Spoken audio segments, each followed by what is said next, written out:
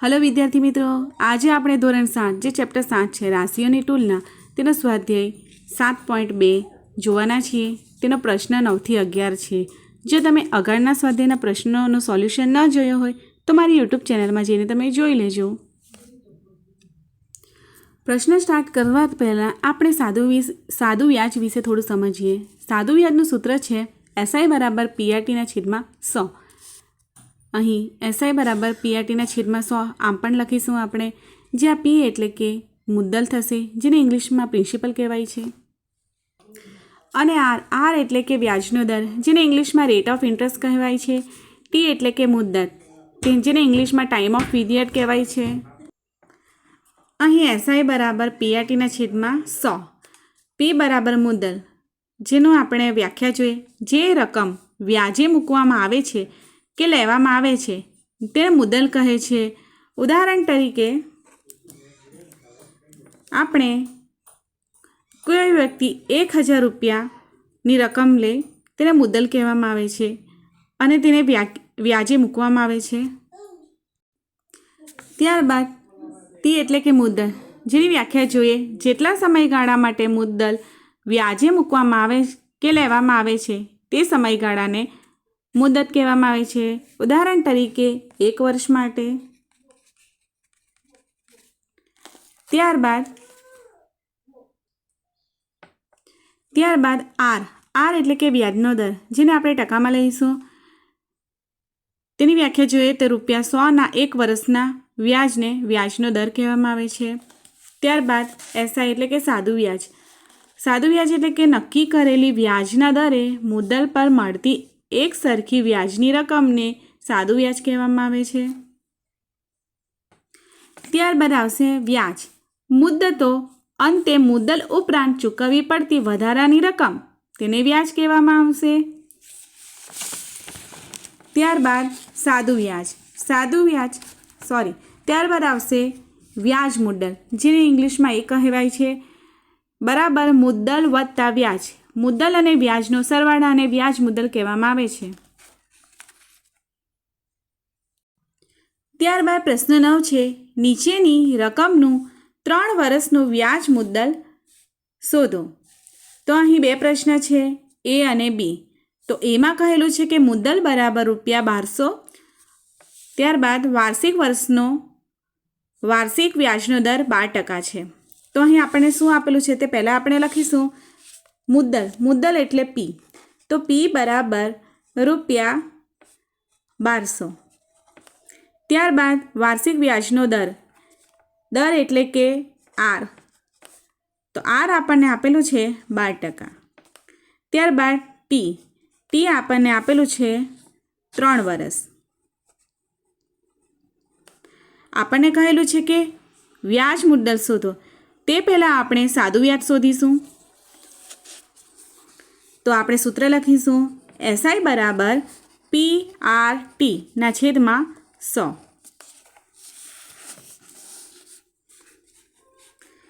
SI બરાબર P કેટલા છે તો ₹1200 ગુણ્યા R એટલે 12, T એટલે 3 વર્ષ,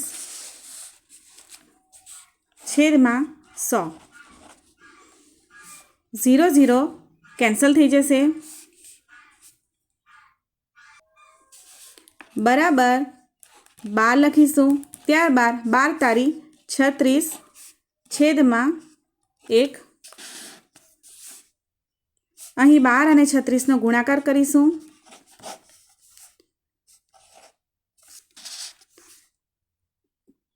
ત્રણ દુ 6, 3 એકુ 3, 6 દુ 12, વધી પડી 1, 6 એકુ 6, 6 ને 1 7, અહીં 2, 6 ને 7 13, વધી પડી 1, 1 ને 3 કેટલા થશે તો 4 થશે।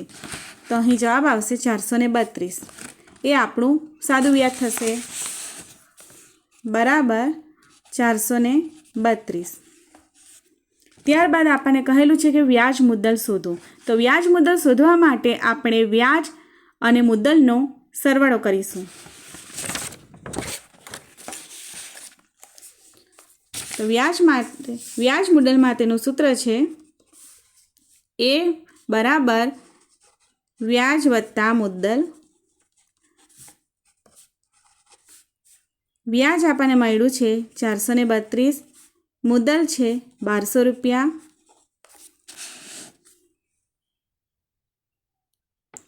ત્યારબાદ 432 ને 1200નો આપણે સરવાળો કરીએ તો મળશે આપણને 1632 રૂપિયા. ત્યારબાદ પ્રશ્ન 9નો બી પ્રશ્ન છે, મુદ્દલ બરાબર રૂપિયા 7500 એટલે કે 7500 હોય અને વાર્ષિક વ્યાજનો દર 5% હોય. અહીં આપણને વ્યાજ મુદ્દલ શોધવા કહેલું છે.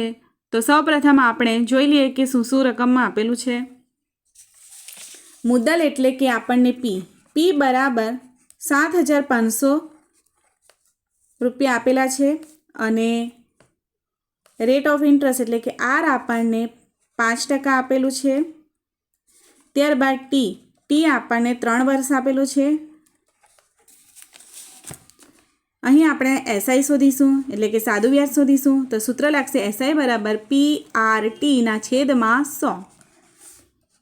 પી છે 7500, આર છે 5%, ત્યારબાદ ટી છે 3 વર્ષ છેદમાં 100. 0 0 કેન્સલ થશે. 75 ગુણ્યા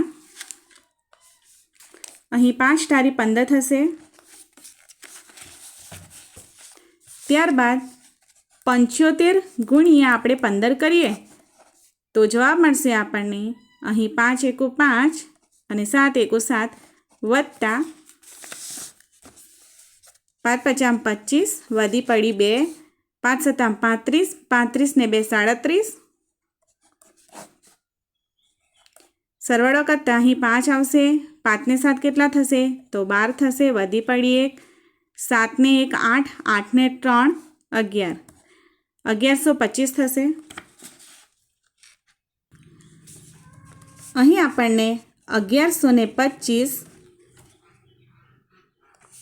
સાદું વ્યાજ મળશે. ત્યારબાદ પ્રશ્ન પ્રમાણે આપણે વ્યાજ મુદ્દલ શોધવાનું છે. તો વ્યાજ મુદ્દલ શોધવા માટે એટલે કે એ બરાબર વ્યાજ અને મુદ્દલનો સરવાળો કરીએ. વ્યાજ વત્તા મુદ્દલ. વ્યાજ આપણને કેટલું મળ્યું છે તો 1125 અને મુદ્દલ છે 7500. 1125 અને 7500નો આપણે સરવાળો કરીએ તો જવાબ મળશે આપણને 8625 રૂપિયા. આ થયું આપણું વ્યાજ મુદ્દલ. ત્યારબાદ પ્રશ્ન 10 છે, રૂપિયા 56,000નું કેટલા ટકા વ્યાજે દર 2 વર્ષનું વ્યાજ રૂપિયા 280 થાય છે. તો અહીં આપણને શું આપેલું છે તે પહેલાં લખીશું. તો રૂપિયા 25,000 એટલે કે પી બરાબર 56,000. ત્યારબાદ આર આપણને શોધવા કહેલું છે. ટી આપેલો છે 2 વર્ષ. વ્યાજ પણ આપેલું છે. આઈ બરાબર રૂપિયા 280. તો આપણે સાદું વ્યાજનું સૂત્ર લખીશું. એસઆઈ બરાબર PRT/100. અહીં પી આપેલું છે 56,000. આર આપણે શોધવાનું છીએ. ટી આપેલું છે 2 વર્ષ છેદમાં 100. એસઆઈ આપેલું છે આપણને 280.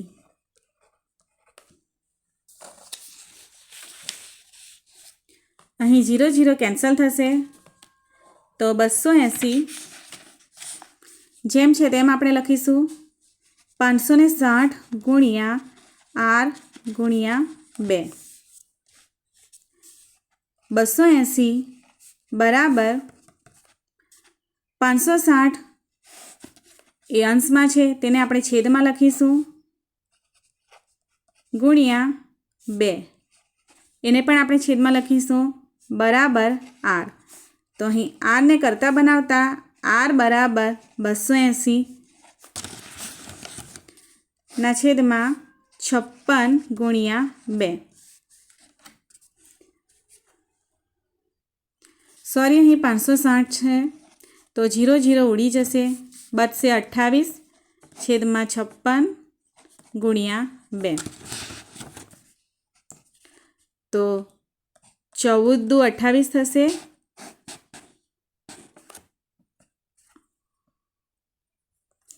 14 દુ 28 અને 14 ચોક 56 ગુણ્યા 2. અહીં 2 ને 2 કેન્સલ થતા 14 અને 14 પણ કેન્સલ થતા બરાબર 1/4 આવશે. ત્યારબાદ 1/4 એટલે આપણે પોઈન્ટમાં ફેરવતા 4 ને 1 ને 4 વડે ભાગીશું. અહીં 4 ને 1 વડે નહીં ભગાશે એટલે પોઈન્ટ મૂકીને 0 ઉતારીશું.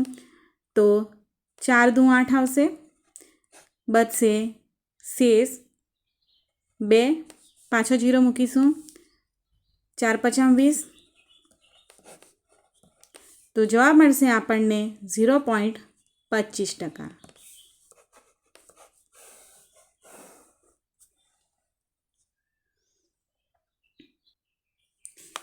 આમ 2 વર્ષનું વ્યાજ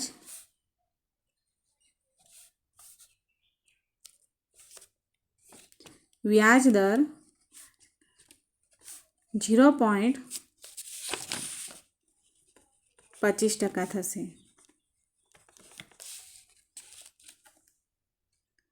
ત્યારબાદ પ્રશ્ન 11 છે. જો મીના તેણે વ્યાજે લીધેલ અમુક રકમનું વાર્ષિક 9%ના દરે 1 વર્ષનું વ્યાજ ₹45 ચૂકવતી હોય તો તેણે વ્યાજે લીધેલી રકમ શોધવાનું છે. અહીં આપણે વ્યાજે લીધેલી રકમ એટલે કે મુદ્દલ શોધીશું. અહીં P આપણને શોધવા કહેલું છે તો P બરાબર શોધવાનું છે આપણે. R આપેલું છે 9%. ત્યારબાદ વ્યાજ એટલે કે I બરાબર ₹45 અને T કીધેલું છે એટલે કે T આપેલું છે 1 વર્ષ. T બરાબર આપણને 1 વર્ષ આપેલું છે. ત્યારબાદ સાદું વ્યાજનું આપણે સૂત્ર મૂકતા SI બરાબર PRT ના છેદમાં 100. સાદું વ્યાજ આપણને આપેલું છે ₹45 બરાબર P આપણને શોધવા કીધેલું છે R એટલે 9% અને T એટલે 1 છેદમાં 100.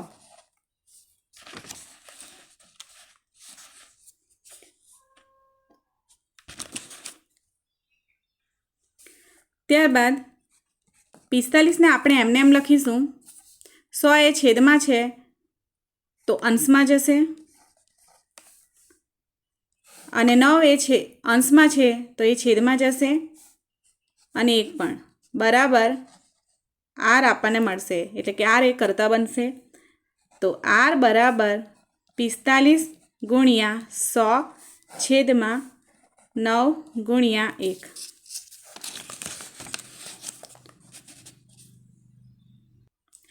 અહીં 5 × 9 = 45, 5 ગુણ્યા 100 બરાબર જવાબ મળશે આપણને ₹500.